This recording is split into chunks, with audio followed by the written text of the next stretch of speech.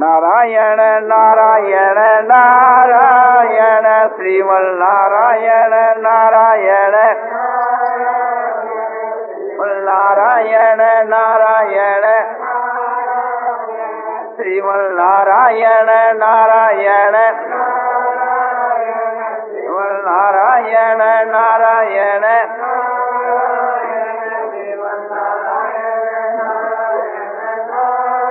आनंदमय आनंदमय आनंदमय आनंदमय पूर्णानंद पूर्णानंद अपार आनंद शांत आनंद घन आनंद अचल आनंद ध्रुव आनंद नित्यानंद बोधस्वरूप आनंद ज्ञान स्वरूप आनंद आनंद ही आनंद आनंद ही आनंद आनंद ही आनंद शांति शांति शांति।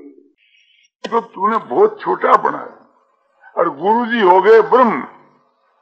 ब्रह्म की उपासना ही गुरु की उपासना कि हमारे गुरु जी ब्रह्म के मां लीन हो गए, ब्रह्म रूप हो गए, साक्षात ब्रह्म हो गए। ये तो ठीक है, क्योंकि एक प्रकार से ब्रह्म है, वो एक प्रकार से अपने उस कोटि का वो उनका गुरु है। तो देह के भीतर में जो आत्मा है और वो ब्रह्म के मां विलीन हो जावे, ब्रह्मवित ब्रह्म एव भवति, ब्रह्मवेत्ता ब्रह्म हो जाता है। भक्ति के सिद्धांत से ये साइज मुक्ति है, तो वो एक प्रकार से परमात्मा में मिल गया, परमात्मा ही हो गया। अब परमात्मा की भक्ति जो लोग करते हैं जी की उसकी भक्ति, ये बात तो ठीक है कि दुनिया के लोग जो परमात्मा की भक्ति करते हैं सो उसकी है, कि उस परमात्मा की दो नहीं। किंतु एक प्रकार से बोलो कि भगवान श्री राम श्री कृष्ण हुए ना, उनकी मंदिरों के वहां पूजा करते हैं ना लोग, अरे उनकी बराबरी है तुम्हारे गुरु की। भगवान राम और श्री कृष्ण का तो नाम उच्चारण करने से मुक्ति हो जाती है, क्या तेरे गुरु का नाम उच्चारण करने से मुक्ति हो जाएगी?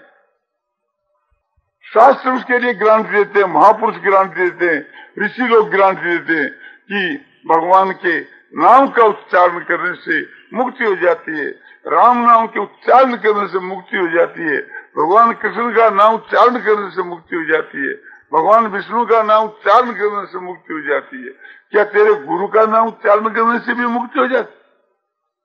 और वे जो भगवान श्री राम श्री कृष्ण ने, उनका 5 भौतिक शरीर थोड़ा ही था, वे तो उनका दिव्य स्वरूप था, वे कोई मरे थोड़े ही।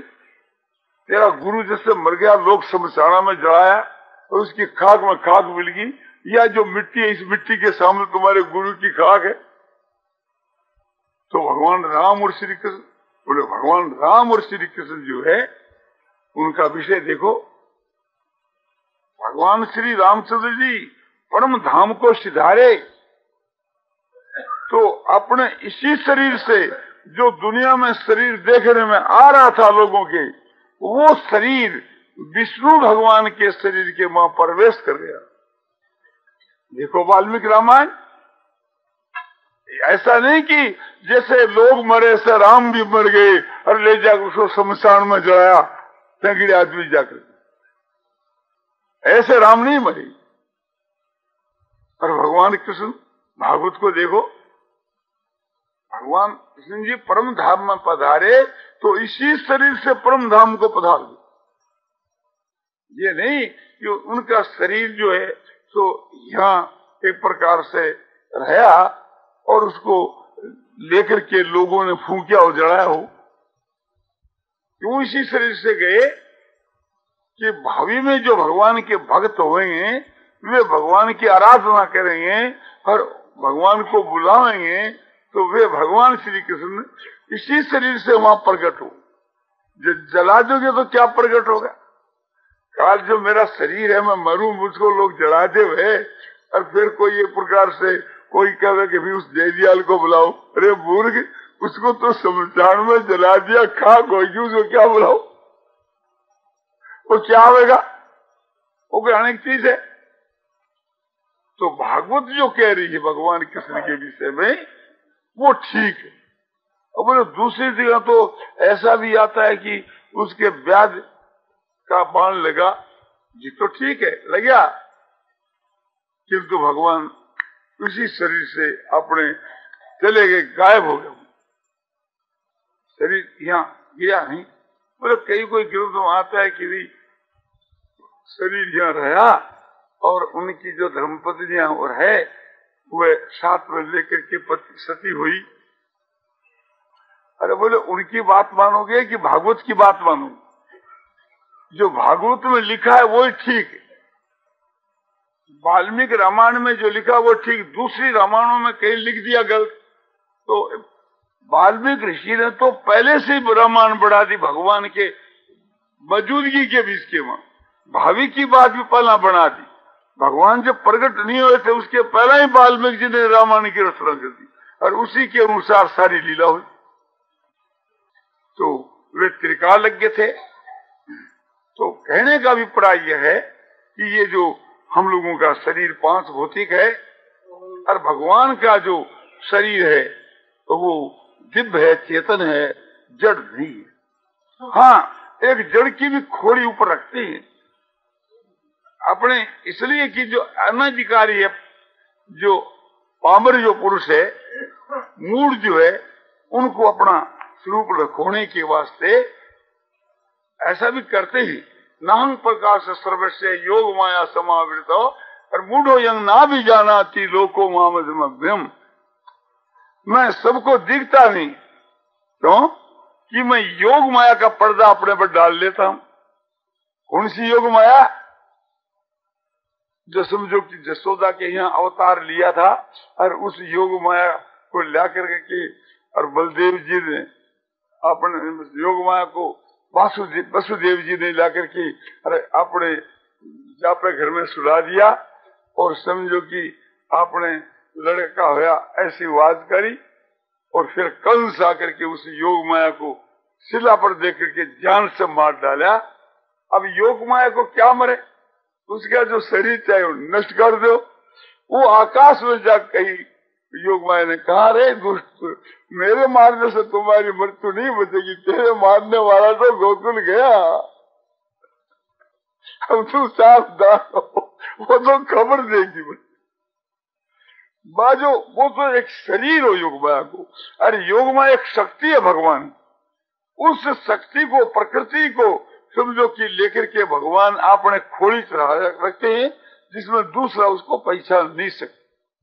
भगवान अपने पर पर्दा डाल लेते हैं कि जो अनधिकारी है उनके सामने प्रकट नहीं होती। तो योग माह समाप्त। तो मूढ़ो यंग ना भी जाना थी लोको मामजम। भगवान कहते मैं जो अज हूं, मैं जन्मता नहीं और अविनाशी हूं, मरता नहीं, ऐसा मैं अज और अविनाशी हूं। इसको मूढ़ों का समूह जानता नहीं। वह जानता है कि जन्मता और मरता है, तो उसके लिए मैं जन्मने मरने वाला सा बन जाता। वो पर्दा डाल करके उनको ऐसा ही दिखता है कि वो जन्मा वो मरा, किंतु वास्तव ये बात नहीं। गीता कहती जगह जगह अजोपि सन्नभ्य आत्मा भूता नाम ईश्वरो विषम प्रकृति स्वाम धिष्ठाय संभवा म्यातम माया। अज हुआ, अविनाशी हुआ, सब भूतों का ईश्वर हुआ और अपने प्रकृति को अपने बस में करके की और अपने योग माया से थी मैं संसार के बीच के वहां प्रकट होता हूं और प्रकट होकर के फिर लीला करके के फिर वापिस चला जाता है। तो भगवान जो प्रकट होते हैं और चले जाते हैं वे जन्मते मरते नहीं। और भी आपको ख्याल करना चाहिए, ध्यान देकर के। गीता कहती, भागवत कहती, महाभारत में लिखा है। गीता क्या कहती है कि अर्जुन ने कहा कि महाराज आपका विश्व रूप दिखलाओ, तो भगवान ने अपना विश्व रूप दिखलाया अर्जुन को और दिखलाने के बाद वो अपना उपसंहार कर। अरे विश्व रूप एक प्रकार से 5 भौतिक माटी का होता तो बड़ी भारी लाश दोनों युद्ध के बीच में पड़ती, से लोग देखते, बोले देखो ये भगवान का, भगवान की लाश, मर गए भगवान।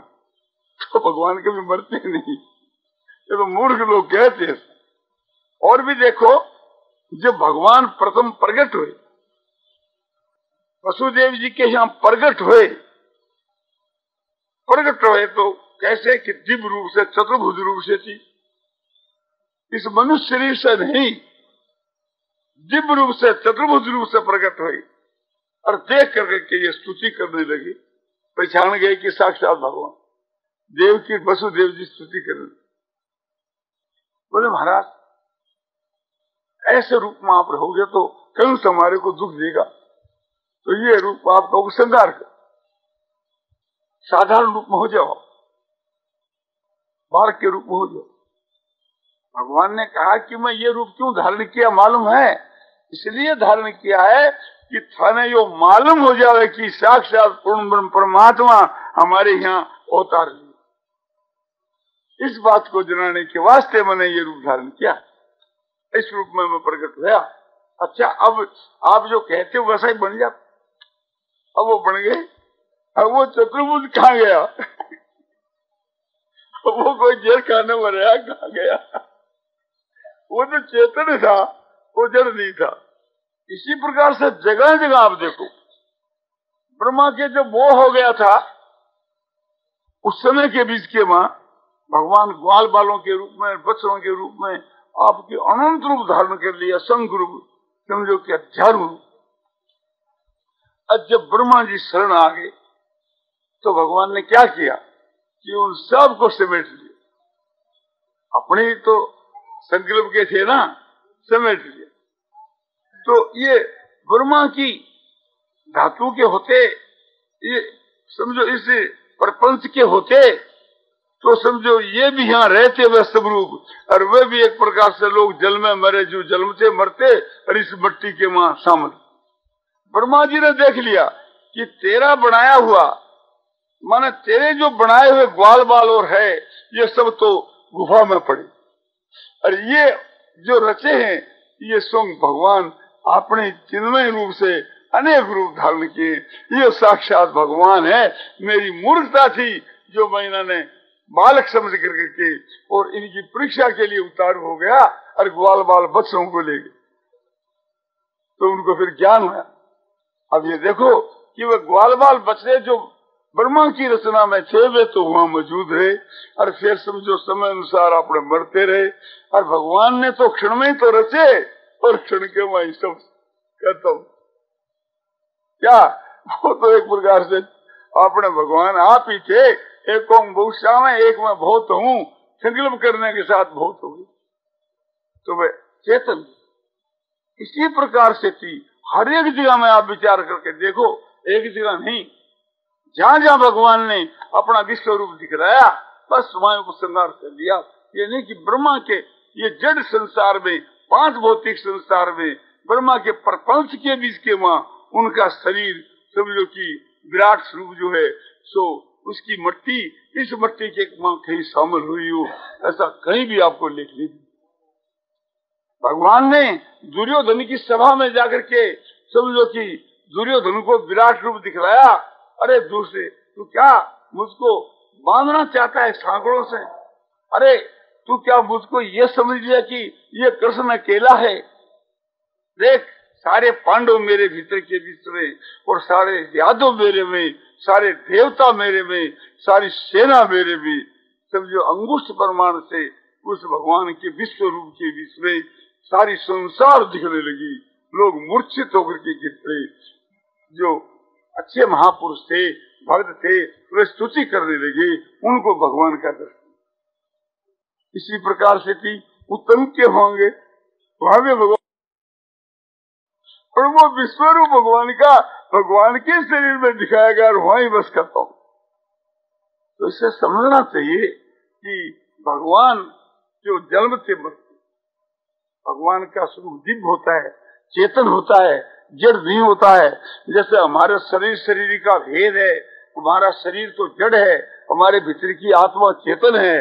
इस तरह से भगवान का जो असली जो दिव्य स्वरूप है, वो शरीर भी चेतन है और भगवान भी चेतन, भगवान का धाम भी चेतन। तो ये बात आपको मैंने एक प्रकार से भगवान के विषय में बतलाई। अब आपको बतलाया जाता है महापुरुषों का रहस्य। भगवान का जो भक्त है और वो अपने को भगवान के स्थान में बैठा करके नहीं पूजा। हनुमान जी को कहो कि तने राम बनाकर भी पूजा, तो साक्षात ईश्वर है, हनुमान जी को हम राम का रूप देवें, भगवान राम का, अरे उसकी पूजा करें तो हनुमान जी आप पर नाराज। राम तो हमारा इष्ट देव है, मैं तो उनका सेवक हूँ, मैंने उस अपने स्वामी की जगह तुम बैठा सकते हो, ये हम बर्दाश्त नहीं कर। तो दास कभी इस बात को बर्दाश्त करेगा? तो भगवान का सच्चा जो भक्त होगा वो भगवान की जगह अपने आप को कभी नहीं बिठावेगा। तो इस वास्ते ये ख्याल करना चाहिए कि ज्ञानी है या कोई ईश्वर का सच्चा भक्त, वो मरने के बाद के बीच के माँ लोग हमारी स्तुति करे, लोग हमारी पूजा करे, ये नहीं चाहते। मैं यदि भगवान का भक्त होऊंगा, मैं भगवान राम का भक्त होऊंगा, तो मैं लोगों को यही कहूंगा कि भगवान के राम नाम का जप करो और भगवान राम का ध्यान करो, यही मैं कहूंगा। ये नहीं कि भी मेरे नाम को तो जप करो और मेरे ध्यान करो, सारो कल्याण हो। जैसे इस बात को भगवान कैसे बर्दाश्त करेंगे? और वो तो फिर भगवान के नाम और रूप को मिटना चाहता है। अपना नाम और रूप जो तुच्छ है, नाशवान, क्षणिक है, घृणित है, उसकी तो वो प्रतिष्ठा चाहता है, प्रचार चाहता है। और भगवान का जो स्वरूप है सो दिव्य, नाम है सो दिव्य, जिसके स्वरूप के ध्यान करने से मुक्ति हो जावे, जिसके नाम के जप करने से कल्याण हो जावे, भगवान का भक्त होकर के और उस भगवान की मर्यादा को, भगवान के नाम और रूप की उपासना को वो कैसे मिटावे? और यदि मिटाता है तो भक्त कहाँ? तो वो भगवान का भक्त नहीं। भगवान का भक्त तो यही शिक्षा देगा कि भी भगवान पूजने के योग है, उनका भजन करो, उनका ध्यान करो, ऐसा ही वो कहेगा। ये नहीं कि मेरे मरने के बाद के माँ जैसे थे राम की मूर्ति को पूजो, ऐसे मेरी भी मूर्ति को पूजो। अरे राम में कोई कमी है? भगवान राम से तुम्हारे में क्या दिखता है जो एक प्रकार से उसको पुराना समझ कर बात दे में तेरे को फिर पूजे? और दोनों को भी क्यों पूजे? तुम्हारे जैसे तो लाखों भक्त हो गए, समझा? उन्होंने क्या अपराध किया? जो वास्तव के बीच के माँ सच्चा भगवान का भक्त होगा, वो अपने मरने के बाद के बीच के माँ मेरी पूजा करी जावे, मेरी जीवनी का प्रचार किया जावे, मेरे नाम का प्रचार किया जावे, मेरे रूप का प्रचार किया जावे। कोई भी समझदार, कोई भी भगवान का भक्त ऐसी इच्छा नहीं करे, और करता है तो वास्तव में वो भगवान का भक्त नहीं। यदि कहे वो तो नहीं करता, उनके अनुयायी करते हैं। अरे मूर्ख, उनके अनुयायी ऐसा क्यों करेंगे? अनुयायी तो वो है कि उनके सिद्धांत को माने। मेरा जो सिद्धांत है, मेरी जो मानता है, जिस प्रकार से जिससे मैं खुश हूँ उसके अनुसार कोई माने तो वो तो मेरा अनुयायी समझ जाएगा ना। और मेरे से विरुद्ध करे वो अनुयायी क्या है? वो अनुयायी नहीं। तो वो क्या करता है कि उसको नीचे गिराता।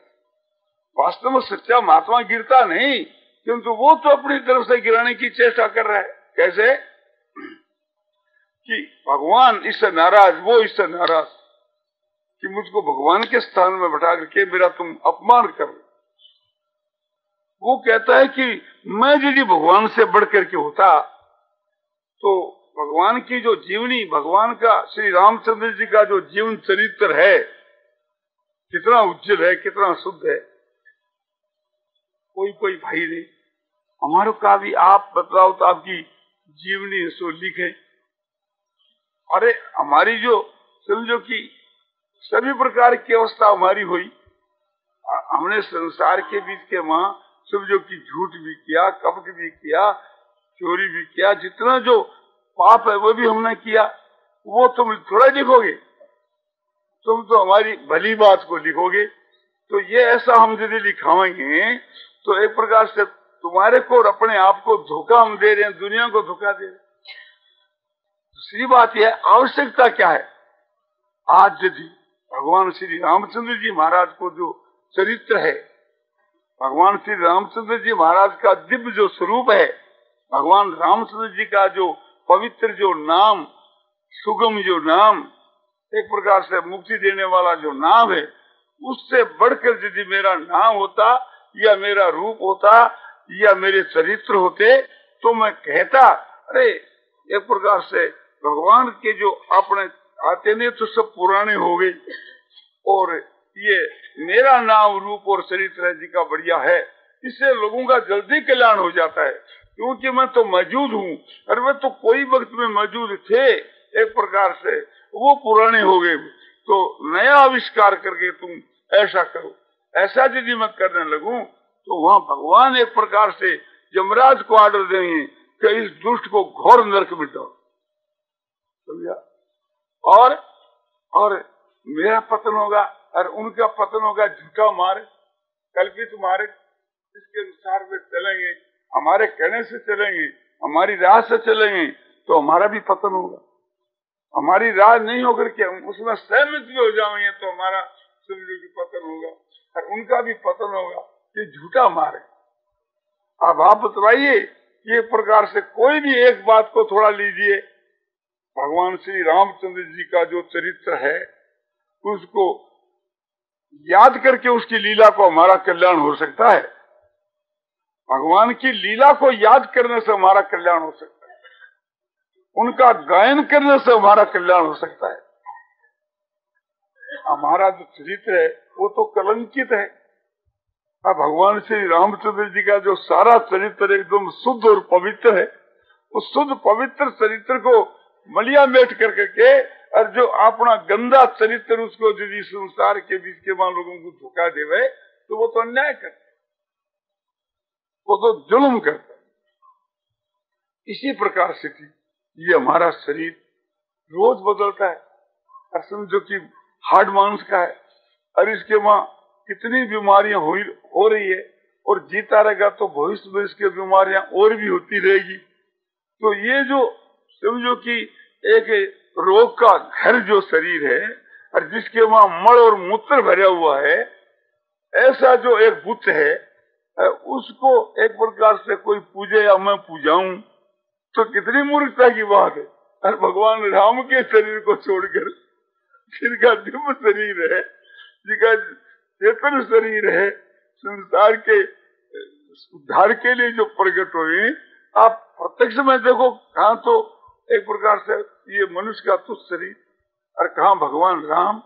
तो ऐसा जो संसार के बीच के वहां जो लोग करते हैं या करवाते हैं या एक प्रकार से उनके अनुयायी लोग उनका ऐसा मत मान करके करते हैं, तो वे दोनों ही गलती के बीच के वहां है। आज तो संसार में घर घर के वहां जाकर के जगह जगह हर एक संस्था में जाकर के देखो कि जो आप जो है सो वे भगवान बने बैठे और जय भगवान, उनको आपने देखने के वहां प्रत्यक्ष के वहां 5 भौतिक शरीर लिया बैठे है और समझो कि आपने वहां भगवान बनकर के आपने जय बुलाते हैं, पूजाते हैं जगह जगह। हर कोई एक प्रकार से अपने योगी राज बना बैठे है और पूजा रहे, कोई एक प्रकार से थी अपने महापुरुष से कि मैं अवतार हूँ, मैं भगवान का अवतार। कोई एक प्रकार से अधिकारी पुरुष बना बैठा है, किंतु यदि उसको जवाब सवाल किया जा, पूछा जावे तो बस खत्म मामला, फिर उसका कोई जवाब नहीं। जवाब क्या हो? बात तो सच्ची ठहरेगी ना, झूठी बात ठहरेगी। तो ये महापुरुषों का तत्व मैंने बताया कि महापुरुष जो होते हैं उनमें इस प्रकार के दोष नहीं घटते। वे तो जो ये समझते हैं कि भगवान का जो नाम और रूप है वो कायम रहे, उनके चरित्र कायम रहे और उनके ऊपर दूसरा चरित्र का पर्दा नहीं घेरना, दूसरे नाम रूप और चरित्र का पर्दा जो घेरना है वो तो भगवान के नाम रूप को लकोड़ना। इसी प्रकार से समझो कि ज्ञानी महात्मा भी ऐसा नहीं करते और भक्त भी ऐसा नहीं करते। वो भक्त क्या होया? वो तो अपने आप का भक्त है, भगवान का भक्त कहाँ? भगवान का भक्त होगा तो भगवान को पूजावेगा और अपना भक्त होगा तो अपने को पूजावेगा। और ब्रह्म को जो प्राप्त हो जाता है वो तो फिर वही रास्ता बतलावेगा ब्रह्म का रास्ता ही बतलावेगा, उसका तो शरीर है, सो वो गैर रास्ता नहीं बतलावेगा कि भी मैं ब्रह्म ज्ञानी हूं, तुम मेरी है सो पूजा करो। और उनके प्रभाव की जो बात है वो तो हमारे समझ में भी नहीं आती। जो भगवान का प्रभाव है, और भगवान वहां से किसी महापुरुष को भेजते हैं अपना पावर दे करके, तो किसी को तो पूरा पावर देते हैं और किसी को आवश्यकता के अनुसार पावर देते हैं। जैसे कहीं हमारे विदेश के वहां एक जायदाद है और हम किसी को पावर दे करके भेज दे, वो हमारी जायदाद को बेच सकते, वो हमारा प्रतिनिधि बन करके हमारा सब काम कर सकता है, जिसको हम पावर दे दें। एक देशी मुख्तारनामा या सर्वदेशी मुख्तार, पूरा मुख्तारनामा दे दें तो वो हमारे को भी बेच सकते। तो भगवान वहां से जो अपने प्रतिनिधि को भेजते हैं, वो आकर के जो कुछ कर जाता है भगवान को उसको सब मंजूर। भगवान को वो खड़ा करके बेच जावे तो बेच सके। जैसे गुमाश्ता एक प्रकार से मालिक को बेच देता है, समझा? ऐसे ही कोई भगवान को बेच सके। बेचना ही है कि एक प्रकार से कि भगवान को बुला करके दर्शन करा दे, तो भगवान उसके अधीन हो गए ना। और ऐसे भक्तों के भगवान अधीन होकर के रहते हैं, किंतु ऐसा भक्त इस जमाने के बीच के वहां न तो हमने यहाँ कहीं सुना न कोई देखा, पुस्तकों में हमने देखा। और पुस्तकों के बीच के वहां समझो कि हम उसके विश्वास पर ऐसा मानते हैं कि ऐसे जो महापुरुष होते हैं उनका प्रभाव अपरिमित होता है, उनका प्रभाव अलौकिक होता है। उनके नेत्रों की दृष्टि जितनी दूर फैलती है, समझो कि उनके भीतर के का जो भाव है वो संसार में फैलता है। वो जिसको देख लेता है तो उस पर भी कुछ असर होता है। वो जहाँ बैठा रहता है तो उसके प्रभाव से थी दूसरे आदमी पाप नहीं कर। महाराज युधिष्ठिर उस जाति के पुरुष नहीं थे, उससे कुछ निम्न श्रेणी के थे, महात्मा तो जरूर थे, किंतु भगवान के भेजे हुए महापुरुष नहीं थे। तो भी युधिष्ठिर का प्रभाव देखो, विराट नगर के मां बैठे हैं तो विराट नगर के बीच के मां एक प्रकार से धर्म की वृद्धि हो रही है, सत्य की वृद्धि हो रही है, धान की वृद्धि हो रही है, गवां की वृद्धि हो रही है, धन की वृद्धि, इन चीजों की वृद्धि हो रही है। और वहां अकाल नहीं पड़ सकता, वहां महामारी नहीं आ सकती, वहां कोई देवी कोप नहीं हो सकता, वहां बाढ़ नहीं आ सकती, वहां कोई भूकंप नहीं हो सकता। कहा कि जहां राजा युधिष्ठिर में बच के साथ में बातचीत करने, महाराज युधिष्ठिर का दर्शन करने से नहुस जैसे पापी पवित्र होकर के उत्तम गति को चले। कैसे पापी थे नहुस कि इंद्राणी के ऊपर समझो कि पाप बुद्धि करने वाले, व्यभिचार बुद्धि करने वाले इंद्राणी के ऊपर, दूसरे के स्त्री के ऊपर, और ब्राह्मणों को पालकी के जोड़ करके उस पर चढ़ने वाले। और कैसे पापी कि अगस्त जैसे ऋषि के लात मार, इतने भारी पापी थे जो घोर नरक के लायक थे। और उनको अजगर का समझो कि रूप मिला था, साफ दे दिया था उनको। फिर महाराज युधिष्ठिर के दर्शन होने से, उनके साथ वार्तालाप करने से ऐसा पापी भी समझो कि अपने मुहूर्त भर के वहां मुक्त होकर के हर उत्तम गति को चला। जब वो अपने अजगर का शरीर शांत हो गया और उसमें एक ज्योति निकली, ज्योति के रूप से निकला आकाश के हुआ, युधिष्ठिर को उनके दर्शन हुए। युधिष्ठिर ने समझा नहीं युधिष्ठिर ये कौन है। पूछा महाराज आप कौन हो, आप कोई देवता हो या आप कोई किन्नर हो, आप कोई गंधर्व हो, आपको मैं जानना चाहता हूँ आप कोई स्त्री पुरुष हो?